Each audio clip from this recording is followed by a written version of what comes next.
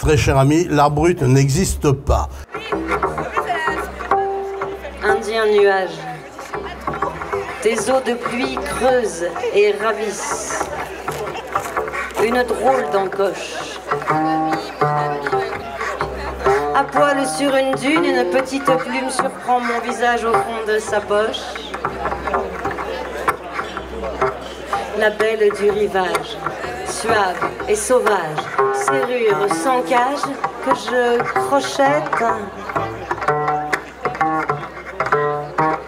De radis rose sorti d'une grotte, joli bout de sein dans mon assiette.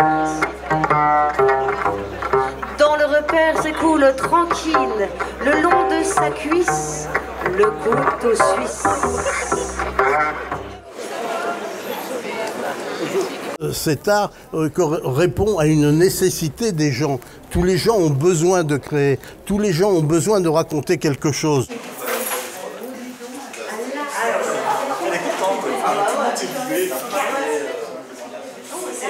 Depuis toute petite, je découpe et je colle. Mes parents étaient artisans, donc ils travaillaient le cuir. Donc je découpais, je collais, je collais.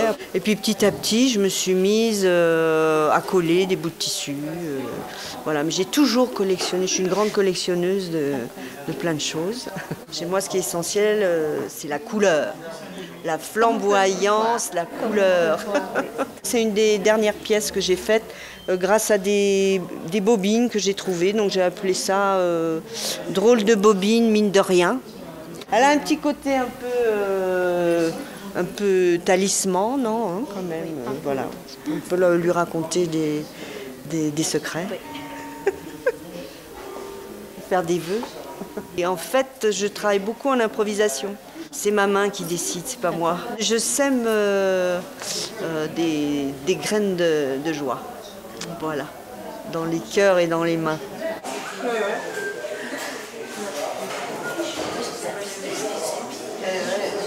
Un besoin, ouais, c'est ce que j'appelle un petit peu mon merveilleux malheur, donc quelque chose de douloureux qui m'a révélé quelque chose qui était très ancien et à travailler. Je travaille à peu près l'os, le poupon, je travaille plus ou moins avec de la récup et je fais aussi des assemblages où là j'intègre le plâtre et le papier mâché.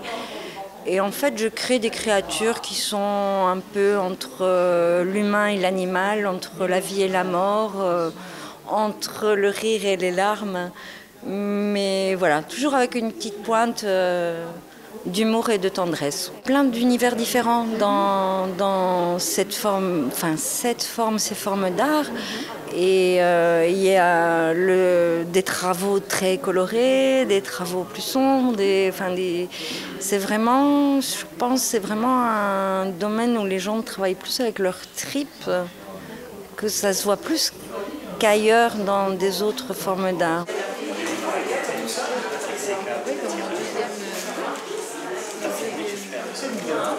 Ce qui est appelé singulier ou brut, c'est ce qui sort des sentiers battus, c'est-à-dire de l'académie, des écoles, de l'université.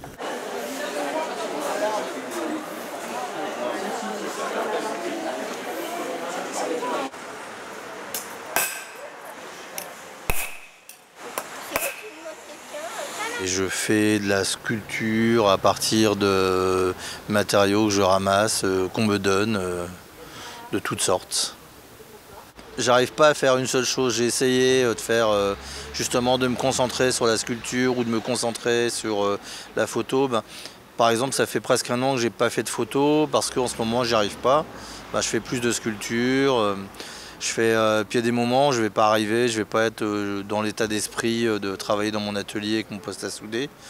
Mais par contre, je vais m'éclater avec mon appareil photo.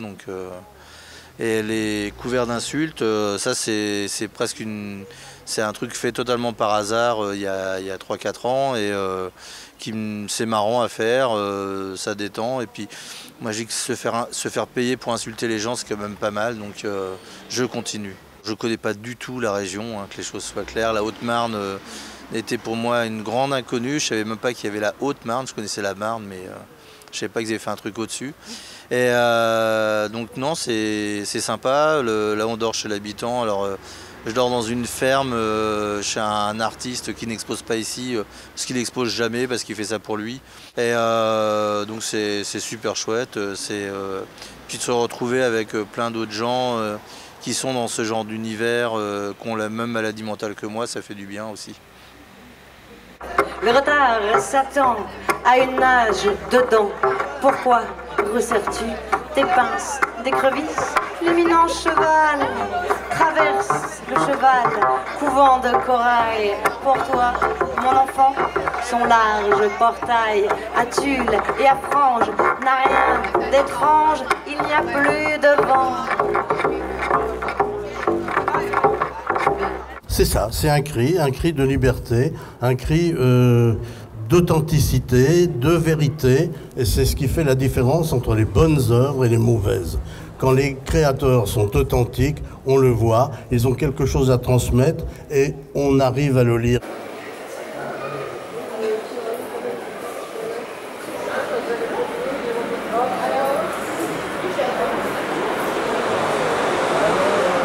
Je fais de l'assemblage.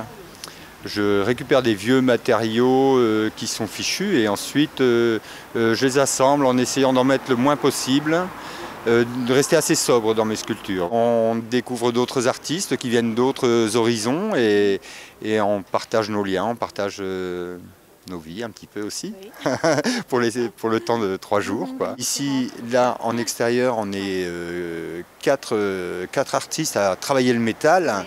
Avec des choses complètement différentes. Et voilà, c'est ça qui est... Chacun met son idée, chacun met sa patte, ce qu'il imagine, sa création, voilà. Ouais. On est plutôt dans l'art de la vérité, hein, l'art de tout le monde. L'art brut, c'est l'art pour tous, et de tous et pour tous.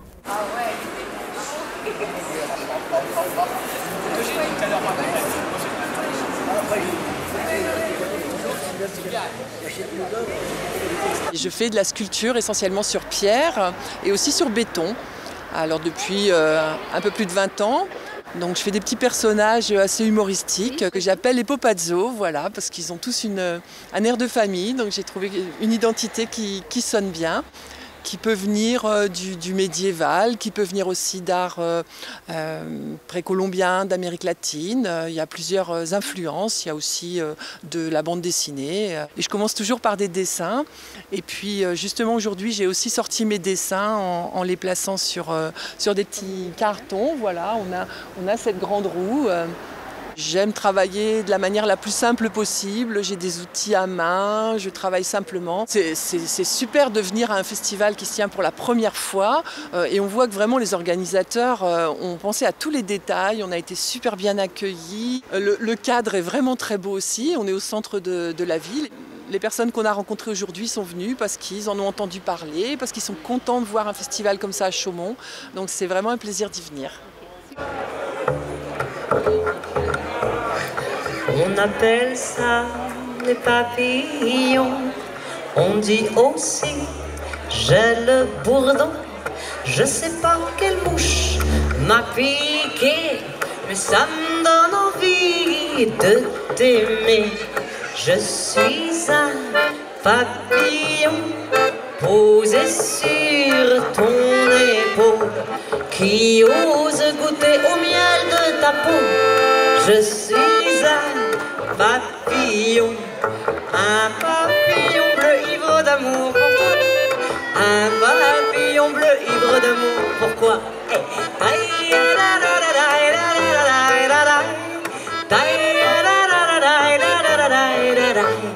Oser. Il faut oser. À partir du moment où vous osez, vous devenez intelligent. Le jour où vous fermez votre gueule, vous êtes un mouton.